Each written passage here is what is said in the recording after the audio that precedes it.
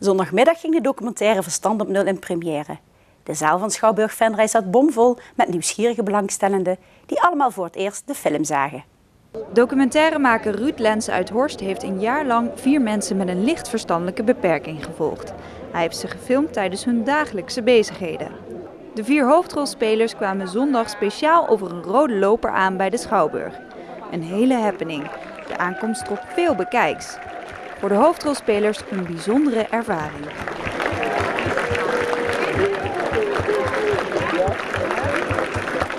Nou, heel erg super vet.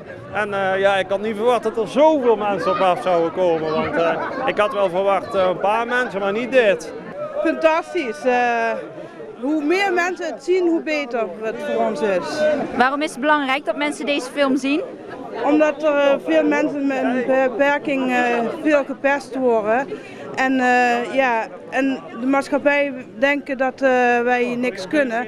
En door die film te laten zien, laten wij zien dat wij veel meer kunnen dan zij denken. En soms, ja, eerlijk gezegd, zijn we misschien slimmer dan de hele Europa bij elkaar. De 4 hoofdrolspelers hadden zelf de film al gezamenlijk gezien. Voor de documentairemaker een spannend moment. Want wat vond het 4-tal zelf van de film? Ik vond hem geweldig en het heeft me wel heel veel indruk op me gemaakt. En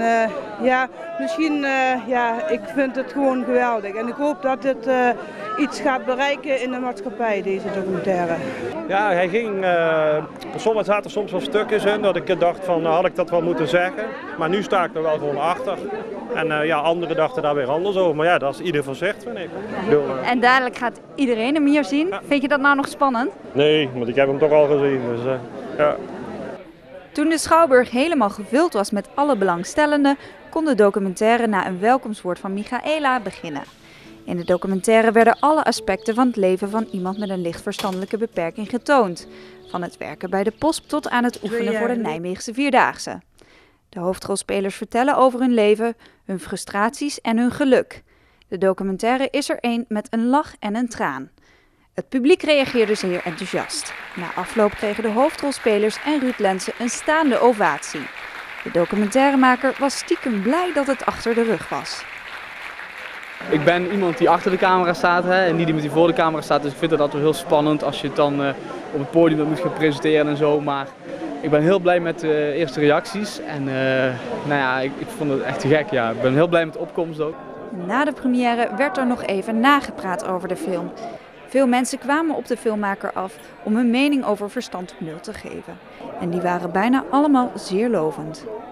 Ja, mooi. En er is iemand die vertelde dat ik heel mooi de chronologie van het verhaal vertelde, de opbouw. Volgens mij vinden mensen dat mooi. En ik heb ook van mensen gehoord dat ze geraakt zijn, dat ze een traantje weg gaan moeten pinken. Dus dat is natuurlijk het grootste compliment wat je kan krijgen als je een gevoelige documentaire maakt.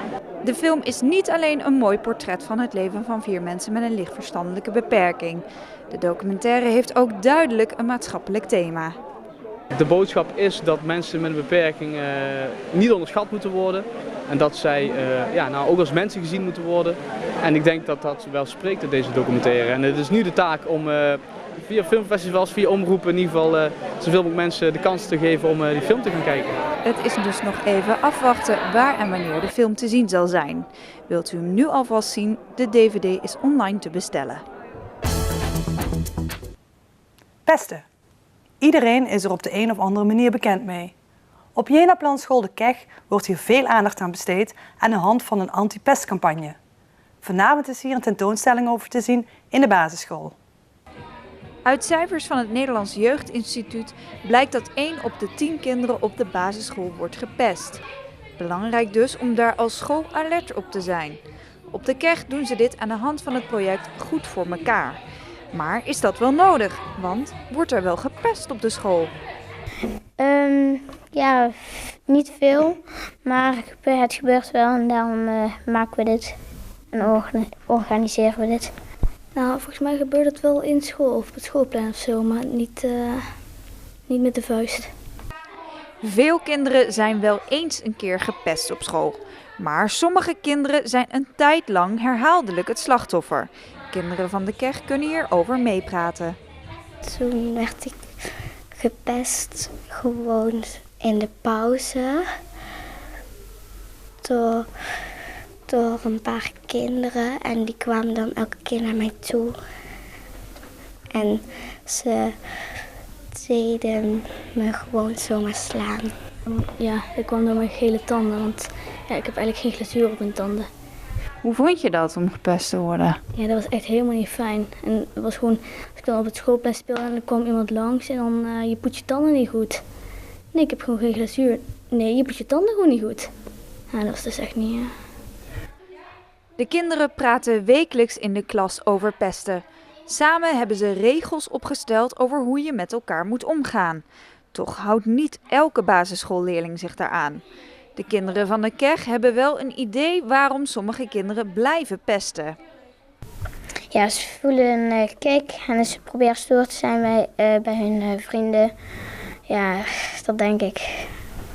En dan beginnen ze elkaar ook in één keer pijn te doen. Ja, ik denk dat ze zich gewoon stoer voelen als ze dat doen. Omdat ze zelf ook willen worden gepest en dat vinden ze niet fijn. In het kader van het project Goed voor Mekaar kregen de kinderen een opdracht mee naar huis om iets te maken over pesten. Leerlingen hebben enthousiast tekeningen, posters, liedjes en zelfs t-shirts gemaakt. De kinderen snappen goed waarom pesten zo'n belangrijk thema op de school is. Nou, want de meeste kinderen die vinden dat niet fijn als ze gepest worden. Waarom is het niet fijn om gepest te worden? Gewoon daardoor kan je je heel rot voelen en dan is dat gewoon niet fijn. Waarom is pesten zo erg? Omdat het voelt niet fijn van binnen. En dat zie je niet altijd van buiten, dat dat niet fijn voelt en dat je wordt gepest. Hebben jullie zelf wel eens gepest? Nee, ik denk het niet. Nee. Je zou het ook nooit doen? Nee, liever niet. Alle creatieve uitingen zijn nu bij elkaar verzameld en daar is een tentoonstelling van gemaakt. Vanmiddag hebben de leerlingen van de school de tentoonstelling al bewonderd. Vanavond kunnen de ouders en andere belangstellenden ook een kijkje nemen. Stichting De Hei is winnaar van de actie Win een ambassadeur van Stichting Specsavers Steunt. Ze wonnen daarmee hulp van Jochem van Gelder. De hulp kwam als geroepen voor Stichting Wouw speciaal voor jou. Zij verzorgen dagbesteding voor kinderen met een bijzondere hulpvraag in de voormalige basisschool van Heide. Een locatie waar veel verschillende organisaties samenkomen. Het is Stichting De Hei en wij zijn een stichting waarin verschillende vormen van de maatschappij elkaar mogen ontmoeten in dit gebouw van de Heide. En Wouw speciaal voor jou is samen met andere zorgpartners een onderdeel van Stichting De Hei die hier een dagbesteding hebben. En samen met commerciële activiteiten als een Bakker van Gasselt, andere commerciële partijen die hier dadelijk nog in het gebouw gaan opereren en maken tot het één multifunctionele ruimte. En waarom konden jullie vandaag die ambassadeur zo goed gebruiken? Omdat wij bezig zijn met het verkeersplein op dit schoolplein. En zodat we dadelijk voor alle kinderen hier een leuk plein neer kunnen zetten. Voor kinderen uit de Hei, maar ook kinderen in de omgeving. En Kinderen voor Wouw speciaal voor jou. En daarom konden we die ambassadeur goed gebruiken. We hebben nu onder andere het verkeersplein al uitgetekend. En we zijn nu bezig met de krukjes die op het schoolplein komen staan. Waar ouders en kinderen kunnen zitten. Een leuk kleurtje te geven en tekeningen van de kinderen en van Jochem natuurlijk. De stichting won doordat de Hei op de actiewebsite veel stemmen wist te verzamelen. Hierna maakten ze deel uit van de top 3.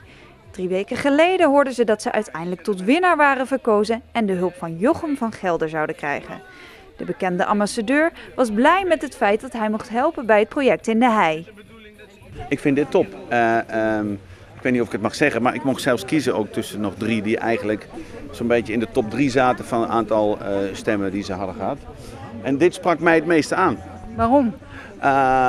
Omdat het gaat over tijdsbesteding van kinderen met een beperking. Nou, ik ben jarenlang ambassadeur geweest ook voor de NSGK, Nederlandse Stichting voor het Gehandicapte Kind. Dus ik weet hoe belangrijk het is dat kinderen met een beperking ook gewoon kind kunnen zijn. Ook gewoon de dingen kunnen doen die kinderen zonder beperking ook kunnen. En dat sprak me wel heel erg aan.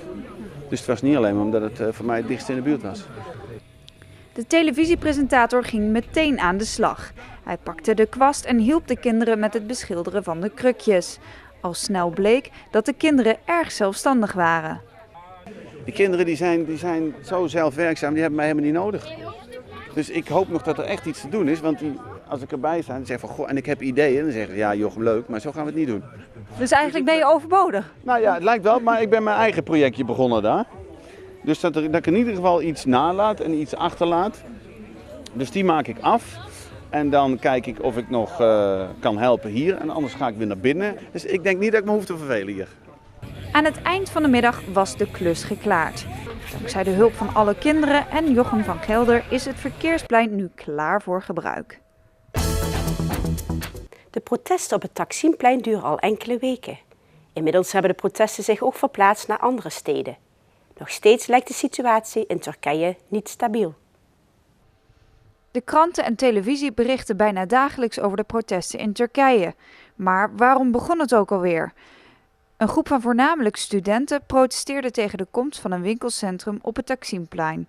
De Turkse politie greep hard in met traangas en pakte diverse mensen, waaronder 50 advocaten op. Inwoners van Istanbul schrokken van het heftige optreden van premier Erdogan. Dit leidde tot nog meer protesten, niet alleen in Istanbul, maar ook in andere grote steden van Turkije.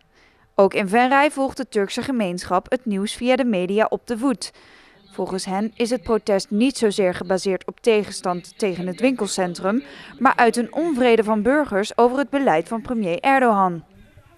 Als mij vragen, de protesten gaat over meer democratie, meer vrijheid en is geen geweld meer. Ja, puur van de democratie eigenlijk. Hè?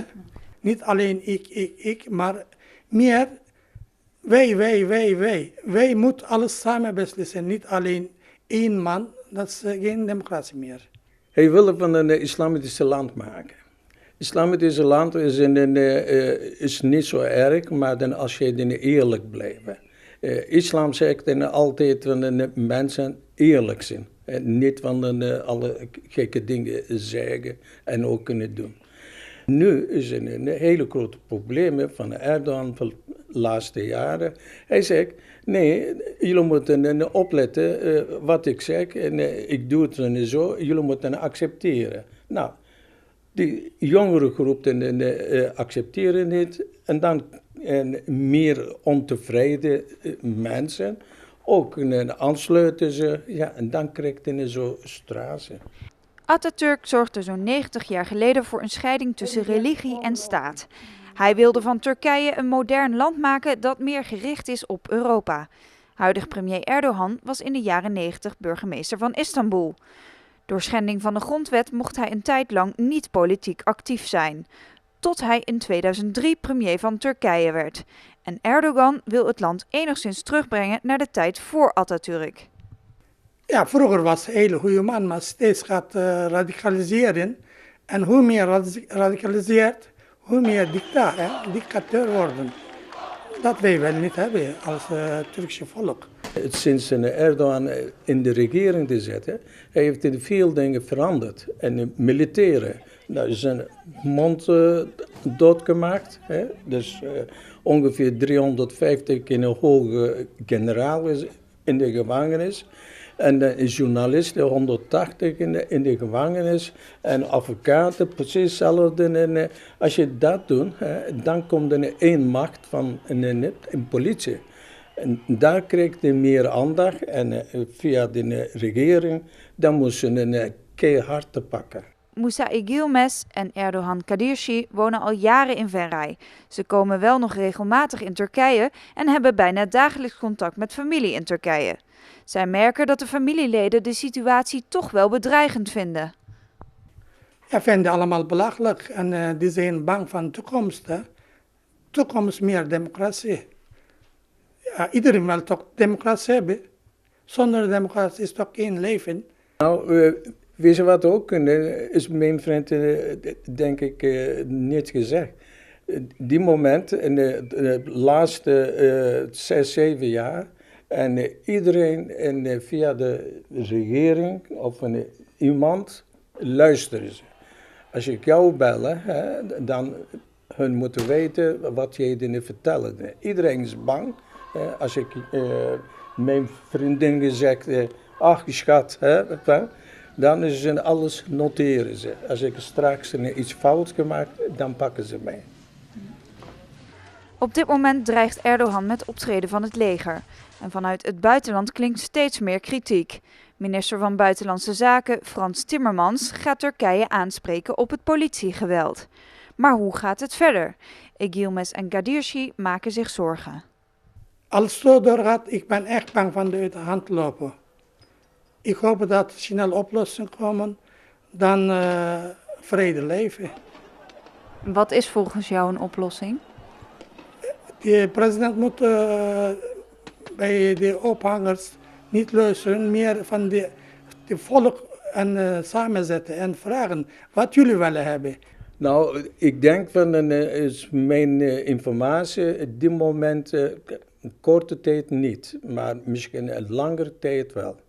En ik ben bang dat het hele land gaat scheiden, zeg maar. De ene groep aanhangers van Atatürk, andere is van Erdogan. En dan gaat van de onderling ook vechten ze. De van oorsprong Turkse Venraynaren blijven het nieuws via Turkse en Nederlandse media volgen.